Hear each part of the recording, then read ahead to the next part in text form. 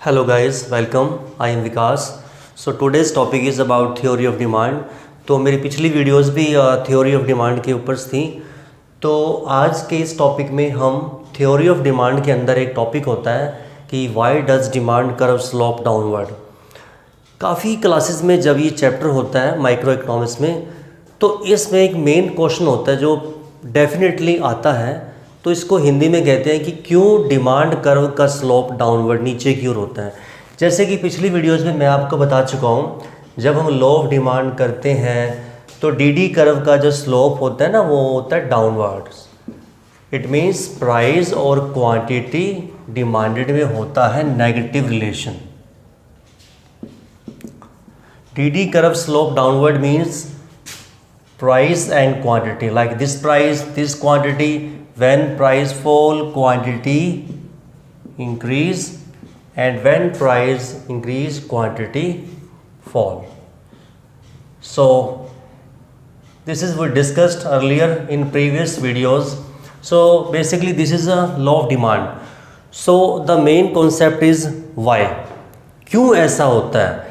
मतलब the main question is that why we take more when price fall. इस question का मतलब ये है कि जब किसी प्रोडक्ट का प्राइस सस्ता होता है तो हम उस प्रोडक्ट की क्वांटिटी को क्यों इंक्रीज़ करते हैं। तो फर्स्ट टाइम तो ये लगता है कि ये भी क्या क्वेश्चन हुआ, ये तो एक ह्यूमन बीइंग का बिहेवियर है कि प्राइस के फॉल हो जाने पर हम उसको ज़्यादा लेते हैं। बट इसके पीछे भी 5 लॉजिक हैं कि why we take more when price fall. आप इससे इन्वर्स भी कह सकते हो कि प्राइस के इंक्रीज होने पर क्वांटिटी कम क्यों लेते हैं। सो इस प्रश्न के अंदर हम ये समझेंगे कि क्यों ये लॉ ऑफ डिमांड इम्प्लीमेंट होता है। इस क्वेश्चन को 3 प्रकार से पूछा जाता है एग्ज़ाम में। एक तो ये कि why does demand curve slope downwards, मतलब मांग वक्र का ढलान डी का स्लोप नीचे की ओर या नेगेटिव क्यों होता है। एक इस प्रकार से पूछा जाता है कि मांग के नियम के लागू होने के कारण, मांग के नियम के लागू होने का क्यों लॉ ऑफ डिमांड इम्प्लीमेंट होता है। और इस प्रकार से हम इसको आज समझेंगे कि क्यों किसी प्रोडक्ट का प्राइस कम होने पर क्वांटिटी ज़्यादा लेते हैं और प्राइस बढ़ जाने पर क्वांटिटी कम लेते हैं। So let's start.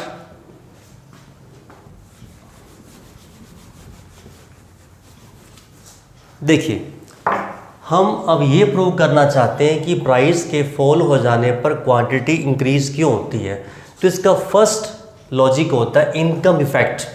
Income effect को जानने से पहले आपको ये पता होना चाहिए कि इनकम एक होती है मॉनेटरी इनकम, दूसरी रियल इनकम, मौद्रिक आय और वास्तविक आय। देखिए, मान लीजिए आपके पास जो इनकम है वो 100 रुपीज़ है, तो कोई प्रोडक्ट का प्राइस अगर 5 रुपये है तो आप उसकी 20 क्वांटिटी परचेज करते हो। तो प्राइस के फॉल हो जाने पर, देखिए जब भी मार्केट में प्राइजेस कम होती हैं तो एक कस्टमर की रियल इनकम बढ़ जाती है, क्योंकि प्राइजेस का और रियल इनकम का होता है इन्वर्स रिलेशन। इसको आसान भाषा में कहें कि जब भी बाज़ार में वस्तुओं के दाम गिरते हैं हमारे पैसों की परचेजिंग पावर बढ़ जाती है। देखो, जैसे प्राइस के कम हो जाने पर अगर हम उतना ही सामान लेते, सपोज कीजिए, तो ये 4 × 28 रुपीज़ में आता है, तो हमें ऐसा लगता है कि हमारी वास्तविक आय बढ़ गई कि पहले भी तो हम 100 रुपये खर्च कर रहे थे। तो देखिए अब प्राइस के फॉल हो जाने पर हमें अपनी रियल इनकम इंक्रीज़ होती है। सो इसको हम थोड़ा सा कंज्यूम करना पसंद करते हैं। सो मान लीजिए अगर आप 22 भी लेते हो तो भी आपके 88 रुपीज़ स्पेंड हो रहे हैं, उसके बावजूद भी आपके 12 रुपीज़ लेफ्ट है। So the main fact is that income effect, it means when price fall your real income has increased, so as a result you want to spend it on the goods, so that's why you take more quantity when price fall. Okay, the next is substitution effect. देखिए, इसको हिंदी में कहते हैं स्थानापन्न प्रभाव। स्थानापन्न का मतलब जब ऐसी वस्तुएं होती हैं जिनको हम एक गुड्स के स्थान पर दूसरी गुड्स को यूज़ कर सकते हैं, like shirt, T shirt, Pepsi, Coke etcetera etcetera, so many example like shampoos हैं, सो मैनी कंपनीज के शैम्पूज आते हैं। तो जितनी भी प्रोडक्ट हैं इसको कॉम्पिटिटिव गुड्स भी कहते हैं। जब हमें लगता है कि ये प्रोडक्ट की जगह इस प्रोडक्ट से भी काम चला सकते हैं, उसे कहते हैं स्थानापन्न प्रभाव।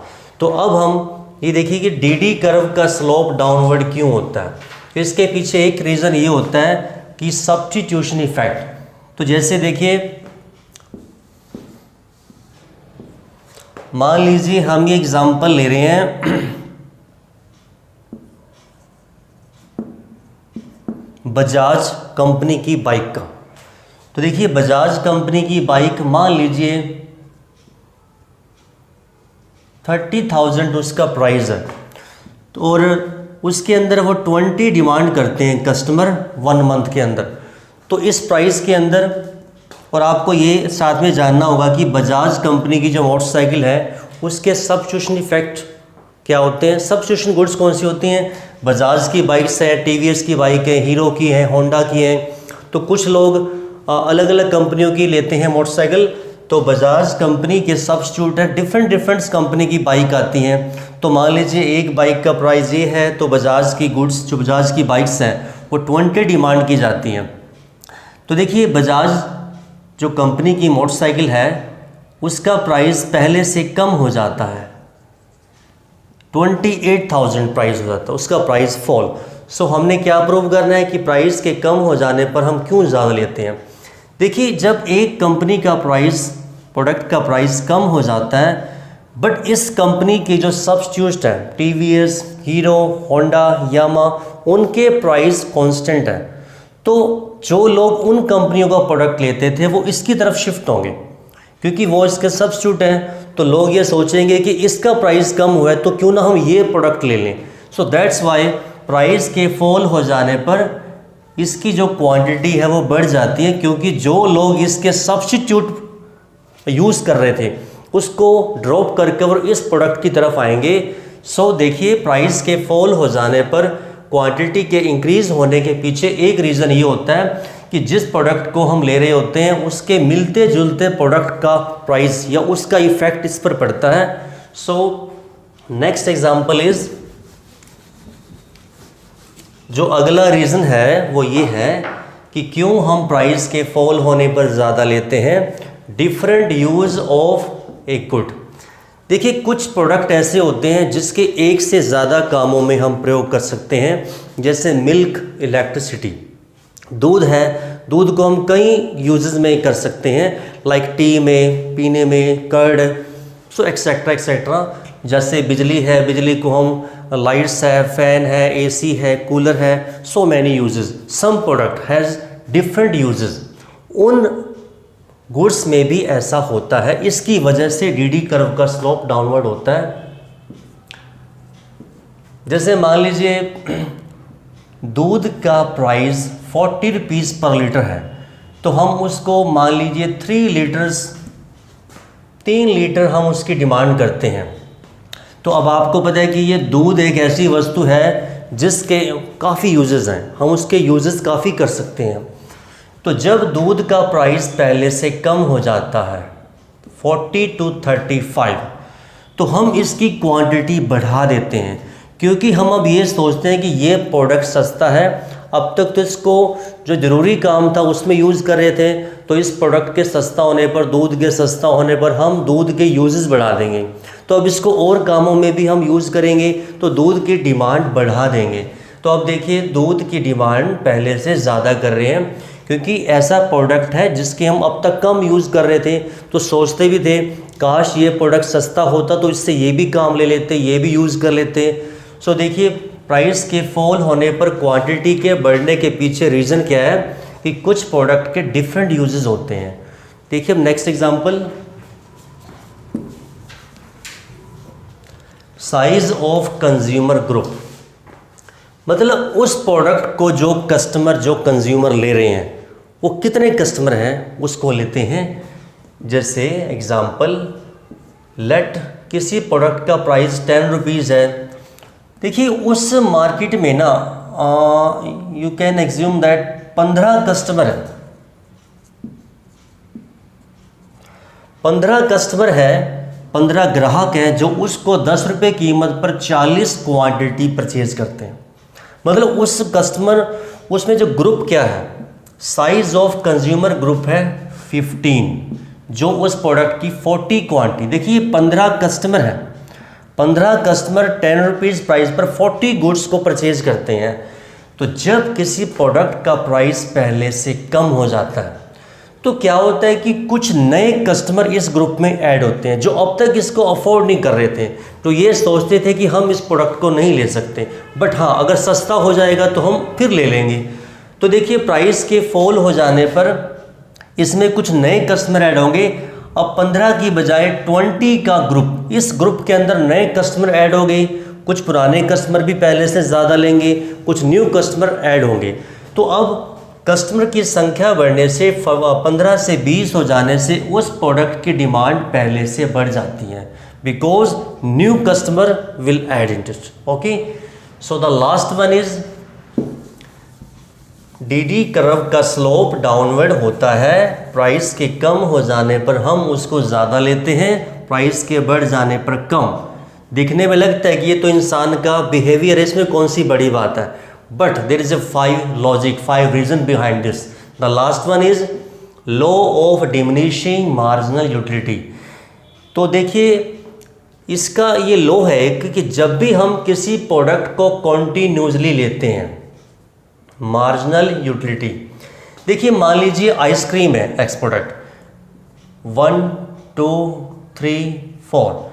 जैसे हम किसी आइसक्रीम को लगातार कंज्यूम करते हैं, जब हम पहली आइसक्रीम यूज़ करते हैं तो हमें से 12 यूटिल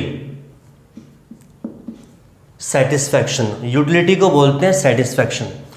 तो उसी प्रोडक्ट को जब हम कॉन्टीन्यूसली, मतलब एक आइसक्रीम ले उसके बाद कॉन्टीन्यूसली एक और लेते हैं, तो जो हमें सेटिस्फैक्शन पहली आइसक्रीम से मिलता है वो सेकंड आइसक्रीम से उससे कम मिलता है। सो 12 10 8 6। सो this is the law of diminishing marginal utility. तो इसको सिंपल भाषा में कहूँ कि घटती सीमांत उपयोगिता का नियम वो होता है जब कोई व्यक्ति किसी वस्तु को लगातार परचेज करता है या लगातार कॉन्टिन्यूसली कंज्यूम करता है, so every next good gives you less satisfaction then previous. So this is the law of diminishing marginal utility. अब देखिए इसका उस लॉजिक से क्या मतलब है कि क्यों प्राइस के कम होने पर हम उसको लेते हैं ज़्यादा। देखिए जब किसी प्रोडक्ट का प्राइस मान लीजिए 50 रुपये है और हमें पता है कि हमें इस प्रोडक्ट की ज़रूरत, चलिए मैं आपको इंटरेस्टिंग एग्जांपल देता हूँ आज। मान लीजिए 30 रुपीज़ kg प्राइस है ऑनियन का, प्याज का, तो हम उसकी 4 kg जो उसकी क्वांटिटी परचेज करते हैं। तो हमें पता है कि हमें इस प्रोडक्ट को और नहीं लेना, हमें जितने नीड थी हमें इसको ले ली। और आपको इस लॉ के अकॉर्डिंग ये समझना होगा कि जब हम किसी प्रोडक्ट को ज़्यादा लेते हैं तो हमें सेटिस्फैक्शन कम होता है। हमें उसकी जितनी नीड थी हमने उसको ले लिया, तो हम उसको ज़्यादा लेते हैं तो हमें उसकी सेटिस्फैक्शन कम मिलती है, तो हम उसको नहीं लेना चाहेंगे। इसका मतलब अगर कोई ये कहे कि सेम प्राइस पर 30 रुपीज़ प्राइस आपको लगाएंगे, आप उसकी क्वांटिटी ज़्यादा ले लो, तो हम कभी नहीं लेंगे, क्योंकि जितनी हमें नीड है हमने उतनी ले ली। हमें पता है कि अगर मैं इसको ज़्यादा परचेज करता हूँ तो मुझे नेक्स्ट क्वांटिटी से सेटिस्फैक्शन कम मिलना है। मतलब मैं 5 kg क्यों लूँ, मुझे नीड नहीं है, मुझे सेटिस्फैक्शन कम मिलेगा। बट हाँ अगर आप प्राइस को कम कर देते हो, वो कस्टमर कहता है दुकानदार को कि अगर आप 25 रुपये किलो लगाते हो तो मैं ले लूँगा 5 किलो। सो अब आप देख सकते हो कि प्राइस के फॉल हो जाने पर ही वो ज़्यादा डिमांड करता है, अदरवाइज़ वो ना करता, क्योंकि इसके पीछे एक लॉ वर्क करता है, law of diminishing marginal utility. So that's it. तो बहुत मेन टॉपिक है ये। तो आज के इस वीडियो में मैंने आपको ये करवाया क्लियर कि लॉ ऑफ डिमांड जो होता है, थ्योरी ऑफ डिमांड के अंदर एक मेन टॉपिक होता है कि why does demand curve slope downward. इसको सिंपल भाषा में फिर कहता हूँ कि क्यों डिमांड कर्व नेगेटिव होता है, प्राइस के फॉल हो जाने पर ज़्यादा क्यों लेते हैं, इसके पीछे ये 5 रीज़न वर्क करते हैं। Okay, thank you so much.